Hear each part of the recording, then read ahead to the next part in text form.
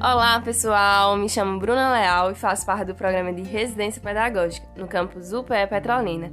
Juntamente com meu amigo José Carlos, gravamos esse podcast, um dos resultados dos trabalhos desenvolvidos no programa de Residência Pedagógica. Sendo assim, buscamos nesse podcast discutir sobre uma temática bastante recorrente, a história das mulheres. Fizemos isso a partir do trabalho compartilhado com turmas do terceiro ano, uma vez que a residência proporciona tanto a prática docente para nós residentes, como possibilita a aproximação dos alunos do ensino básico à realidade acadêmica, através da relação com nós universitários. Dessa forma, tivemos como um dos objetivos trazer os alunos como construtores do conhecimento e discutir a temática através de um debate entre ambos.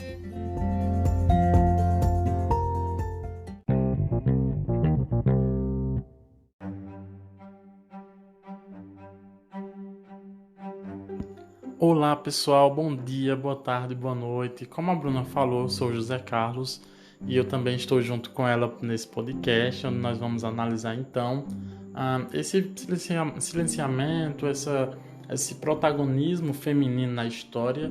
E vamos contar com a participação dos alunos então da Escola de Referência Ensino Médio Clementino Coelho. E dentro dessa perspectiva nós também vamos dialogar não apenas com os alunos, mas também da nosso aparato histórico, né? Nós que somos da área da história. Então, eu prometo, vai ser um papo bem legal. Antes de mais nada, queria agradecer, né, ao nosso orientador, o professor Dr. Fernando Mattioli, e a nossa preceptora, a querida e amada professora a Jucidete Macedo, que sempre esteve conosco, juntamente com o nosso orientador. Sem mais delongas, vamos então para o podcast.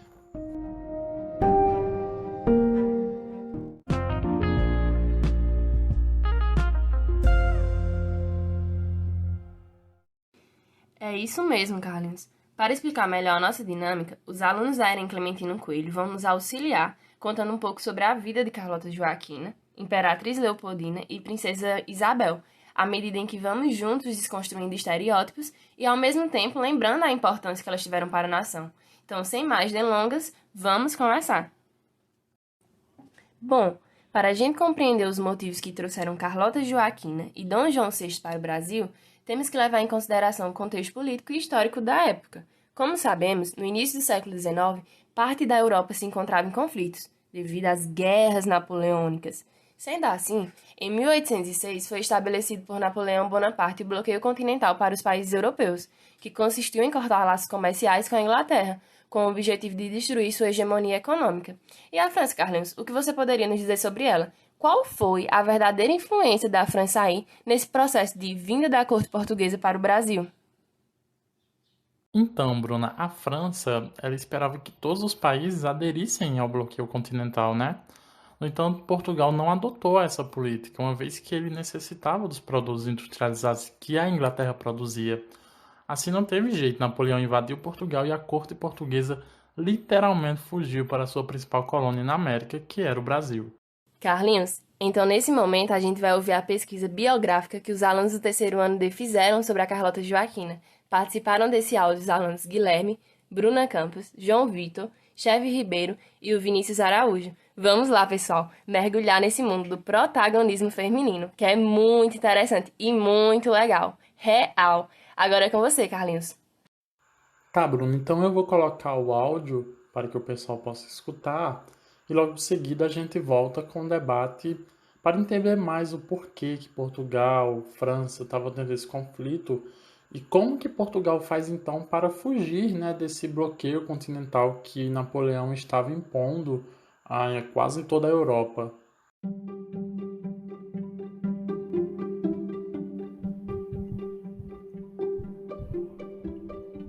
Bom, hoje vamos falar sobre a história de Carlota Joaquina.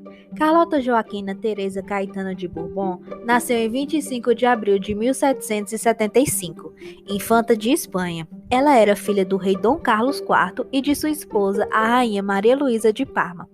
Carlota Joaquina estava predestinada a um futuro de cameloa, dividida entre dois países, a Espanha, é claro, mas também Portugal. Para selar os laços com esse último, ela teve sua meninice interrompida ao se casar aos 10 anos de idade. A criança virou esposa do príncipe de Portugal, Dom João, o segundo filho da rainha Dona Maria I. que nesse tempo tinha seus 18 anos. Naquela época, tratava-se de um acordo político, ou seja, uma aliança para que outros países se recuperassem em um momento de crise e de perda de centralidade no cenário europeu. Após a morte do filho mais velho e herdeiro de Dona Maria, em 1788, Carlota e o marido se tornaram herdeiros da coroa portuguesa e assumem o título de príncipe e princesa do Brasil. Juntos, eles tiveram 9 filhos, sendo o mais famoso dele Dom Pedro I. Carlota foi rainha consorte do Reino Unido de Portugal, Brasil e Algarves, e depois Reino de Portugal e Algarves de 1816 a 1826. Também foi imperatriz titular no Brasil, detestada pela corte portuguesa, onde ela era chamada de Megera de Queluz.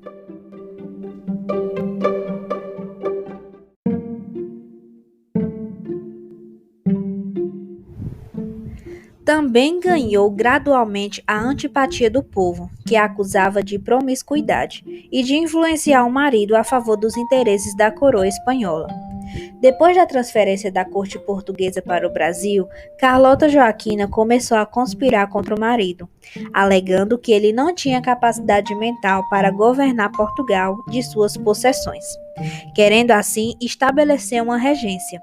Ambiciosa, ela também almejava a coroa espanhola, que na época tinha sido usurpada por José Bonaparte, irmão de Napoleão Bonaparte.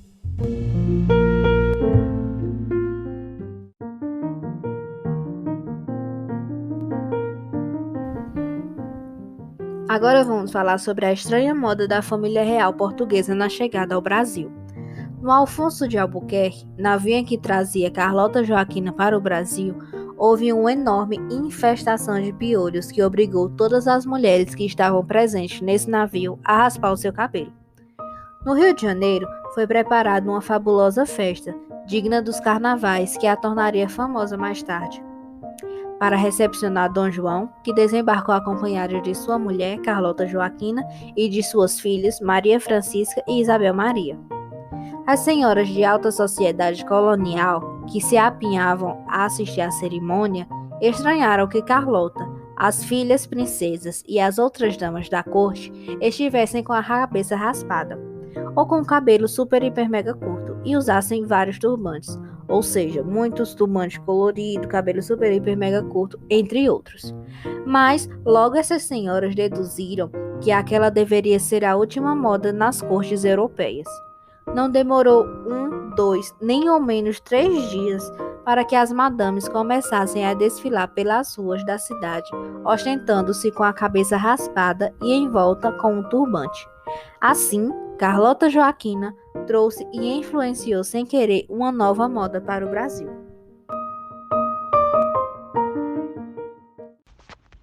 A notícia da volta a Portugal deixou Carlota Joaquina muito feliz, pois voltaria para a Europa. Porém, a situação política do continente havia mudado. Ao chegar em Portugal, ela se recusa a assinar a Constituição, que limita os poderes dos monarcas. Também insiste, sem sucesso, para que Dom João VI faça o mesmo. Depois do casamento em 1817 do seu filho Dom Pedro com a arquiduquesa austríaca Leopoldina e com o posterior volta da família real a Portugal em 1821, Carlota foi confinada no Palácio Real de Queluz, onde morreu solitária e abandonada pelos filhos em 7 de janeiro de 1830, aos 54 anos. A união entre Carlota e Dom João foi um fracasso completo. Os dois nem ao menos se gostavam, e entre as 9 gestações da rainha, existia inúmeras suposições de adultério, tanto pelo lado da mulher quanto pelo do seu marido. Esses rumores fizeram com que alguns dos seus filhos viessem a ter sua paternidade questionada. É claro que as constantes traições, vindas da parte da mulher, não eram bem vistas pela sociedade portuguesa. Inteligentemente, livre e nada submissa, a mulher passou a receber represálias da corte portuguesa, que a considerava promíscua. Carlota foi acusada de mandar matar a mulher de um dos seus amantes. Carlota Joaquina sempre foi descrita como uma pessoa muito feia, era manca e tinha manchas de uma varíola contraída quando criança. Atualmente é uma tentativa de resgatar a figura histórica de Dona Carlota Joaquina através da sua atuação política. Carlota, principalmente no Brasil, tornou-se parte da cultura popular e uma figura histórica importante, sendo assunto de vários livros, filmes e outras mídias. Alguns estudos acreditam que ela tenha tido um comportamento rude e calculista, atribuindo-lhe ao fato dela odiar o Brasil. Bruna, o primeiro ponto importante que nós devemos destacar são as relações políticas e os relatos de interferência, né? Sobretudo a Carlota Joaquina, porque nós estamos falando de uma mulher nobre, né, que estava ali presente com seu marido, Dom João VI e tal, e é evidente essa influência, né? Então nós conseguimos perceber uma representação diferente das mulheres, né? Sobretudo no século XIX, né? Porque as mulheres do período imperial, por exemplo, elas eram muito do lar, aquela coisa do recato e tal, né? Não estamos dizendo que a Carlota Joaquina não era isso, não, mas o meio de vida que ela tinha, né, da corte, da nobreza, isso diz muito sobre, né? Sobretudo no início do século XIX, onde as mulheres elas eram retratadas, ou pelo menos elas eram colocadas em público sempre à sombra do marido, né? Isso é muito importante falar, né? A figura masculina ela estava sempre à frente da figura feminina, né? Não apenas na política, como ciência e outras áreas também, né? Então, ter uma mulher de destaque, sobretudo na corte, já é bem evidente, né? Isso é verdade, Carlinhos. Vale ressaltar também que poucos são os relatos que trazem as mulheres como protagonistas de eventos históricos. É certo que não devemos excluir o fato que, nesse período, as mulheres eram restringidas socialmente e politicamente, o que não nos causa surpresa, se levarmos em consideração que, em pleno século XXI, as mulheres ainda lutam para que seus direitos e sua liberdade não sejam restringidas. Mas a questão é, houve mulheres, assim como Carlota Joaquina, que tiveram importância e relevância em diversos aspectos da sociedade que fez parte. Temos, assim, um retrato surpreendente sobre Carlota Joaquina, que atuou de forma hábil na política e foi capaz de ir muito além do papel subalterno a que a corte lusitana colocava as mulheres. Carlota era politizada e durante muitos anos almejou um destaque político, tanto do lado português como no espanhol. Por esse motivo, é de extrema importância esse debate para desconstruirmos o imaginário que foi socialmente e historicamente construído sobre as mulheres. Bruna, eu vou além e destaco também a participação das mulheres aristocráticas, né? Porque de forma direta ou indireta na vida política da colônia, elas estavam presentes ali, né? As mulheres elas tiveram papéis importantíssimos na construção de hábitos, estilos, propagação de cultura, né? Sobretudo na sociedade colonial. Eu destaco, por exemplo, o uso dos turbantes, né? Que se tornou muito comum aqui na colônia, quando em 1808 o Dom João VI chegou com toda a corte e tal. Tem até uma história curiosa que diz que a Carlota Joaquina e o navio que eles vieram teve um surto de piolho, as mulheres tiveram que raspar a cabeça e, bom, para não ficar careca, elas colocaram um turbante e quando chegaram aqui, as mulheres, sobretudo de Salvador, né, que eles aportaram primeiro em Salvador, depois no Rio de Janeiro. Quando chegaram no Rio de Janeiro, as mulheres elas achavam que era a última moda na Europa, né, Paris, Portugal. Então, as mulheres também começaram a usar, né, foram reproduzindo, né. Então, isso evidencia como era, digamos que, como era a influência de moda, de estilos, que essa corte ela tinha sobre a colônia, né. Era uma forma das mulheres se espelharem e tal. Então, tudo isso é muito interessante para mostrar como que o costume, a cultura, ela também está presente nesse meio político, social, e como ela atinge as classes mais, digamos que, menos nobres e tal. Bom, Carlinhos, a partir desse relato sobre o casamento nada feliz de Carlota Joaquina e Dom João VI, percebemos que o casamento não era realizado com base nas relações afetivas, mas devido a acordos políticos e econômicos, Posto isso, compreendemos que Carlota foi uma figura central para a relação entre a Espanha e Portugal desde sua juventude. Ademais, não podíamos deixar de comentar sobre a condição nada submissa de Carlota em sua vida amorosa, visto que ela provavelmente teve algumas relações externas ao matrimônio e buscou satisfazer-se afetivamente de diversas maneiras, o que levou até ser chamada pela sociedade de uma mulher promíscua. Isso é o que comumente acontece, né, quando as mulheres elas não se submetem a determinadas situações, mas não devemos excluir o fato que, na época, o matrimônio era levado muito a sério e tínhamos uma sociedade totalmente tradicional e religiosa. Sim, Bruna, bem complexa nessa questão do casamento e tal, do matrimônio, até porque nós estamos falando de pessoas que eram da nobreza, né?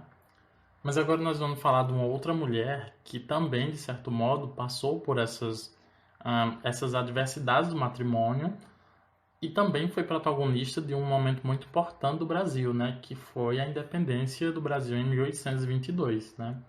Nós vamos falar então sobre a Imperatriz Leopoldina de Áustria, que era uma das esposas, já adianto, do Dom Pedro I, filho do Dom João VI.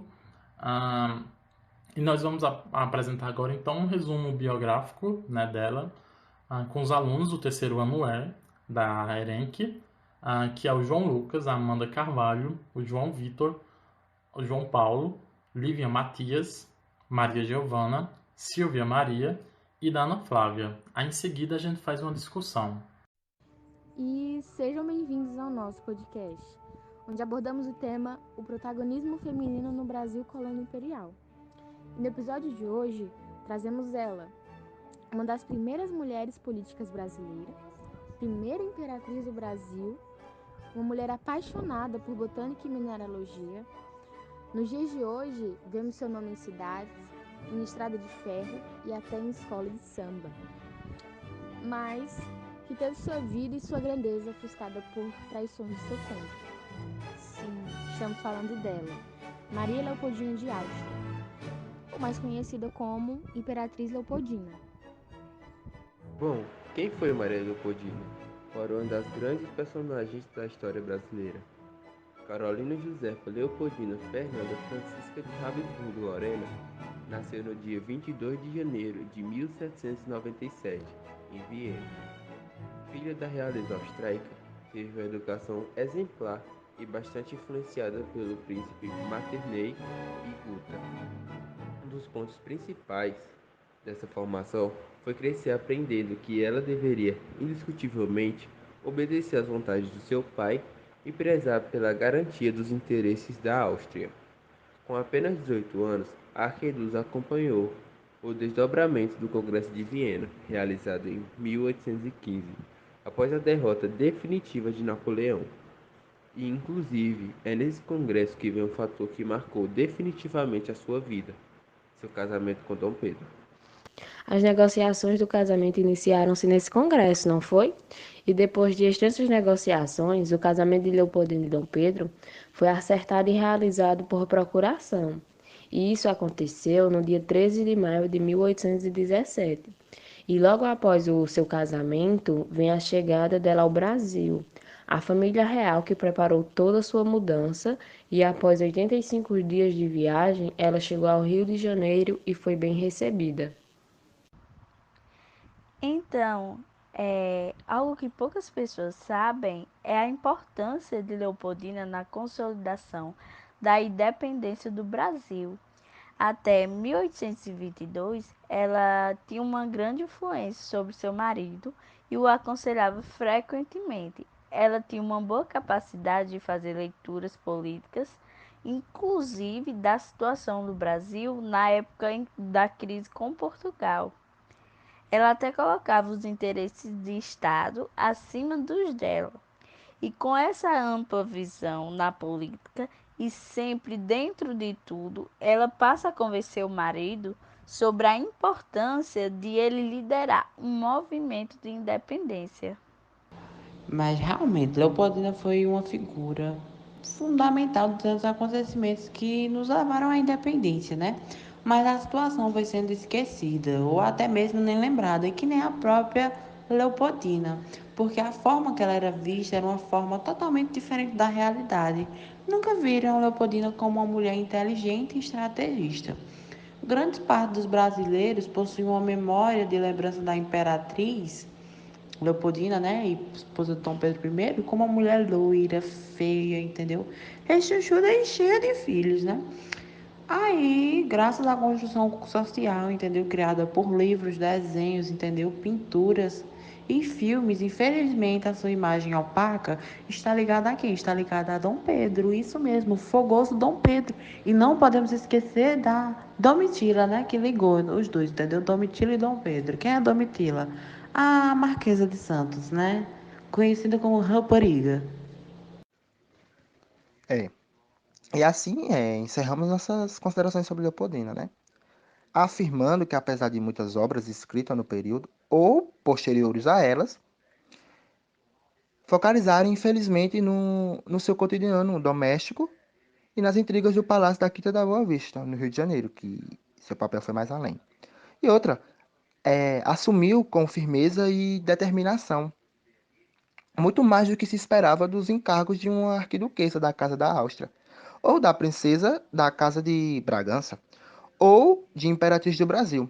Destacou-se como um líder em projetos de impulsos ao desenvolvimento da ciência, da cultura e de outras atividades, contribuindo sobre, podemos dizer, sobre maneiras para a formação da sociedade brasileira.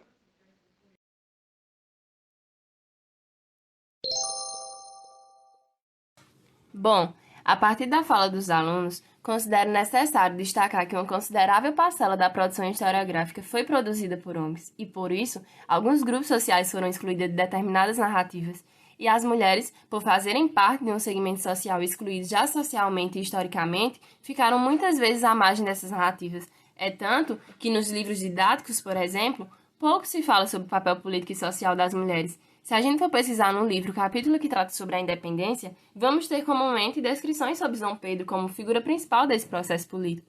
E se perguntarmos em uma turma de alunos para eles falarem o que os fazem lembrar da independência do Brasil, provavelmente eles digam Dom Pedro, o dia do fico, e a frase que cristalizou sobre a independência. Se é para o bem de todos e a felicidade geral da nação, estou pronto. Digam ao povo que fico. E quando temos narrativas sobre as mulheres, elas geralmente são trazidas a partir da associação com a figura masculina e relacionada às atividades domésticas, como destacou o aluno. Isso, Bruna.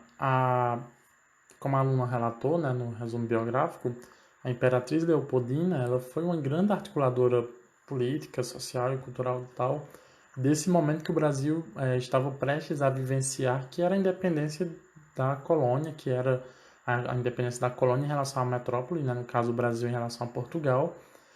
E o que nós podemos falar é que a imperatriz ela teve um protagonismo real, né, dentro desse aspecto, desse evento, desse acontecimento.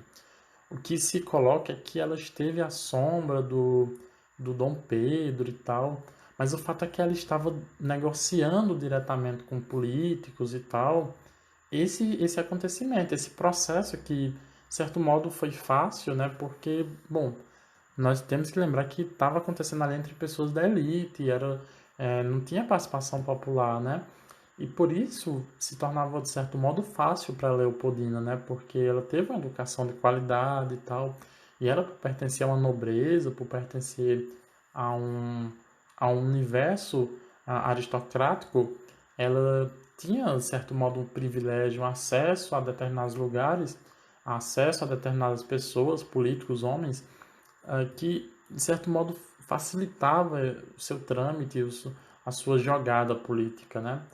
Então, a Leopoldina ela teve essa importância, sim, sem sombra de dúvidas, nesse processo político que o Brasil sofreu naquela época, talvez pela sua influência, talvez por conta que ela era esposa do futuro imperador do Brasil, mas o fato é que ela estava ali naquele momento, sabe? Ela teve a sua mão ali também, o que não é contado nos livros, o que não é abordado geralmente, né?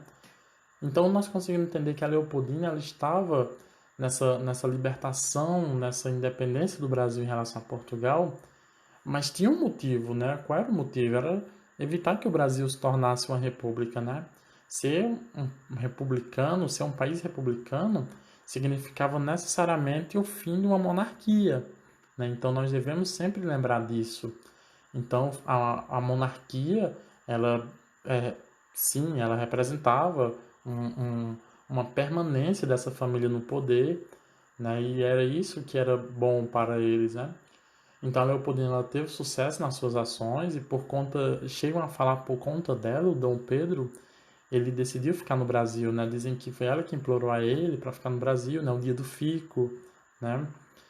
E depois disso ele conduziu a independência, a partir daí então teve todo o rito para a independência de Portugal. Então ela esteve ali. Isso é interessante notar, né? E então por enquanto, pela Imperatriz Leopoldina a gente pode falar isso. Vamos falar agora então sobre a nossa última mulher, a última figura feminina, que é a Princesa Isabel, né? A Princesa Isabel ela era filha do Dom Pedro II, né? Que foi o principal governante do chamado Segundo Reinado, né? E ela é lembrada por muitos como aquela que assinou a Lei Áurea, né? Colocando fim à escravidão e tal. E também alguns consideravam ela como aquela que era incapaz de assumir o trono, como os alunos vão falar no áudio a seguir, né? Mas então vamos escutar um pequeno resumo biográfico sobre ela, que os alunos Guilherme Alexandre, Bruna Campos, João Vitor, Vinícius Araújo, Cheve Ribeiro fizeram sobre ela. Todos eles pertencem ao terceiro ano F da ERENC também. E depois, em seguida, nós fazemos, então, essa análise. Então, para começar, eu vou falar um pouco sobre o início de vida da Isabel. Ela nasceu no dia 29 de julho de 1846, lá no Rio de Janeiro. Ela era a segunda filha e também foi oficialmente batizada como Isabel Cristina Leopoldina Augusta Micaela Gabriela Rafaela Gonzaga. Ela foi herdeira. Isabel, em 1858, a morte de ambos dos seus filhos homens em uma idade tão jovem teve um enorme impacto em Pedro, apesar de legalmente Pedro ainda ter uma sucessora em Isabel. A sociedade da época, dominada por homens, deixou ela com poucas esperanças de que uma mulher pudesse governar o país. Isabel começou sua educação em 1854, quando foi ensinada a ler e escrever em português. Além de seu nativo português, Isabel também era fluente em francês, inglês e alemão. Isabel, durante seu crescimento, assimilou de seus professores a obediência e as regras tradicionais. Ela aceitava que as mulheres fossem independentes e obedientes. De fato, o comportamento de sua mãe e de sua governanta não indicavam o contrário. Gastão e Isabel se casaram em 15 de outubro. Gastão e Isabel viajaram pela Europa após o fim da Guerra de 1870. Eles estavam em Viena, no começo de 1871, quando Leopoldina adoeceu e morreu em Coburgo, Saxe-Coburgo-Gotha, deixando Isabel com a única filha ainda viva de seus pais. Na segunda regência, que ocorreu entre 1876 e 1877, a princesa enfrentou alguns problemas numa terrível seca no Nordeste. Houve um forte embate político-religioso entre dois grupos, o dos maçons e o dos católicos, e alguns críticos contestavam sua capacidade de substituir seu pai. Isabel, não aguentando as críticas e sofrendo um aborto no mesmo período, preferiu recolher-se em Petrópolis. Na terceira regência, entre o fim de 1887 e o início de 1888, a princesa aderiu à causa abolicionista. Nesse período, ela entrou em confronto direto com o ministro Barão de Cotegipe, escravocrata, que foi obrigado a se demitir do posto. E também, em 13 de maio de 1888, a princesa assinou a Lei Áurea. Quando Dom Pedro II se ausentava do Brasil, ele colocava sua filha na função de chefe do Estado. Nas 3 vezes que o imperador ficou fora do Brasil, Isabel tornou-se a princesa da regência.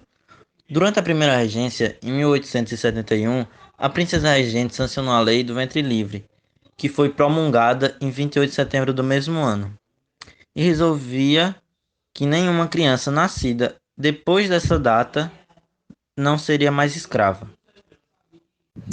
A proclamação da República foi um golpe do Estado preventivo para impedir que a princesa Isabel e seus abolicionistas, com grande apoio da população, principalmente da população de cor, assumissem o comando político do país e implantassem seu projeto de inclusão dos antigos escravos da economia da região sudeste.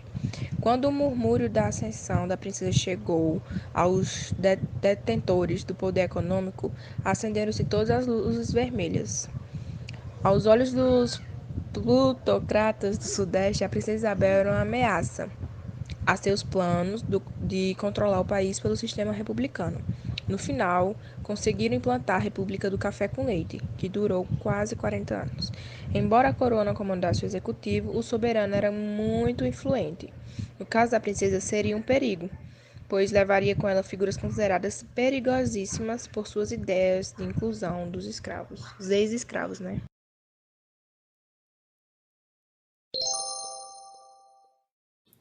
Conseguimos perceber através do relato feito pelos alunos sobre a princesa Isabel que foram muitas as pressões políticas sofridas pela princesa, o que se deve principalmente ao fato que ela era mulher.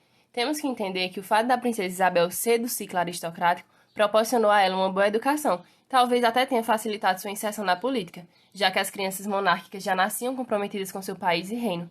Mas não devemos excluir a questão de que, por ela fazer parte do ciclo aristocrático, recaíam sobre ela, assim como outras mulheres da aristocracia, padrões e hábitos que deveriam ser seguidos rigorosamente, o que levou a muitas mulheres serem taxadas como subversivas, por irem contra o que se esperava de uma conduta feminina. E na política, Carlinhos, o que você descreveria sobre a princesa Isabel? Lembrando da questão da abolição da escravidão, que comumente é associada, à imagem da princesa Isabel. Bruna, sabemos também que a princesa Isabel ela participou ativamente da política no Brasil, né? Então isso diz muita coisa sobre ela. E o que eu quero chamar a atenção é a importância que ela teve no processo da abolição da escravatura, mas também devemos fazer algumas ressalvas, né? Porque, veja bem, alguns acontecimentos históricos, nós que somos da área da história, nós sabemos disso, eles sempre são construídos com uma narrativa que coloca um personagem central como representante daquele acontecimento, entende? Então essa perspectiva positivista, ela foi utilizada, sobretudo no século XIX, ela foi utilizada com a princesa Isabel. Então até hoje muita gente atribui a ela a total liberação, a total abolição da escravidão, mas o que nós devemos fazer é colocar esse acontecimento dentro de um contexto maior, né? Nós temos ali a Inglaterra, que está ali cobrando essas colônias por um mercado de mão de obra, mercado de consumidor também maior, né? Lembrando que a Inglaterra ela estava passando pela sua revolução industrial, passando pelo seu momento de expansão da indústria. Então, ela estava visando isso, e o Brasil era um dos aliados, grandes aliados da Inglaterra, inclusive. Então, são acontecimentos que nós temos que contextualizar para entender que não nos cabe colocar personagens, ou pelo menos nós devemos problematizar e tentar entender o porquê que foi colocado aquele personagem, né? Então a Priscila Leopoldina ela cai muito bem nesse local de personagem, de herói, né? Ela é colocada como heroína, por exemplo. Então são acontecimentos que nós devemos sempre problematizar, né? E a historiografia nos mostra muito isso, né? Sobretudo uma historiografia ampla que nós temos sobre esse processo de abolição da escravidão, esse período colonial e imperial brasileiro que traz esse momento da escravatura, né? Então nós sabemos também que o protagonismo real ele se deu a alguns movimentos, alguns lugares que de certo modo lutavam também contra essa escravidão. Por exemplo, nós podemos citar o Quilombo de Palmares, né, com Zumbi, que desde o século XVII já vinha lutando, e todos os outros personagens também, né, que vinham lutando, né? Então é bem interessante destacar essas coisas, não desmerecendo a princesa Isabel, mas lembrando que ela também esteve à frente, né, de um movimento, de um acontecimento histórico que foi a abolição da escravidão, né? Mas ela também teve ali o seu momento de articulação para essa abolição, né? Trabalhando para que ela fosse literalmente abolida, né? A escravidão fosse eliminada do... óbvio que a problematização novamente nos diz que não houve tão repentinamente essa eliminação, mas que pelo menos, né, enfim, na lei não se podia mais ter escravos ou... Muito importante destacar isso, Carlinhos, pois os verdadeiros protagonistas da abolição foram os próprios escravos. Mas temos que levar em consideração que a princesa Isabel era muito engajada em assuntos políticos. É tanto que alguns historiadores que estudam sobre ela dizem que em correspondência entre a princesa e a sua irmã era presente diversos assuntos.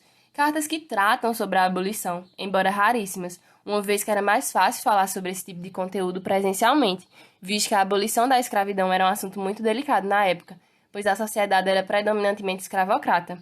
Então, embora a princesa Isabel ela não tenha sido a personagem principal da abolição, ela foi adepta e a favor da causa, e não podemos excluir o fato que ela teve sua importância nesse processo político. Bom, pessoal, nós estamos caminhando para o fim, mas espero que vocês tenham gostado.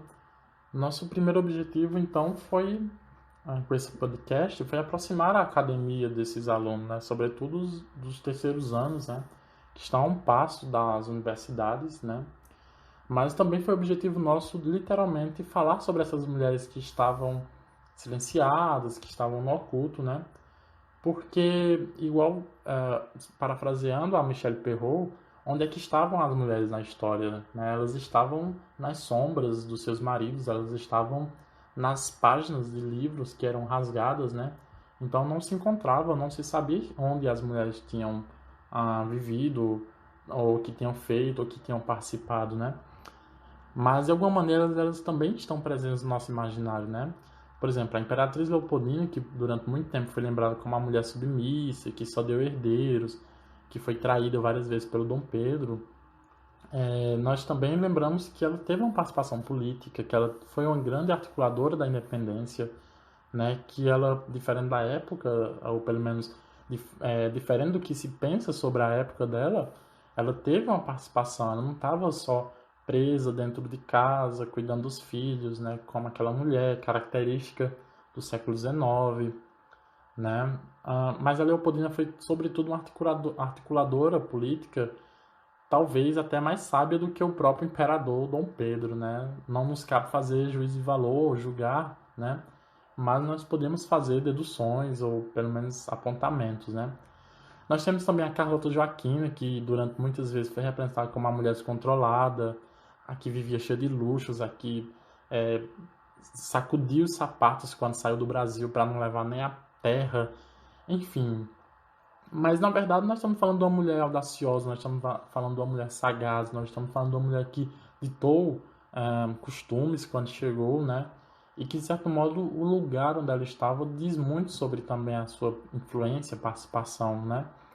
E nós temos também a princesa Isabel, que foi vista como uma mulher que só lavava a igreja, cuidava de plantas, como aquela coisa bem século XIX, quando, na verdade, ela era uma detentora dos conhecimentos botânicos, né? Ela teve um considerável papel na política, na articulação da abolição da escravidão, né? Ela foi a herdeira do Dom Pedro II e, enfim, nós estamos falando de mulheres que estavam ali, de certo modo, ao lado de homens que também tinham, de certo modo, figuras importantes, mas que, durante a historiografia, se falava sempre nos homens e nunca nas mulheres, né?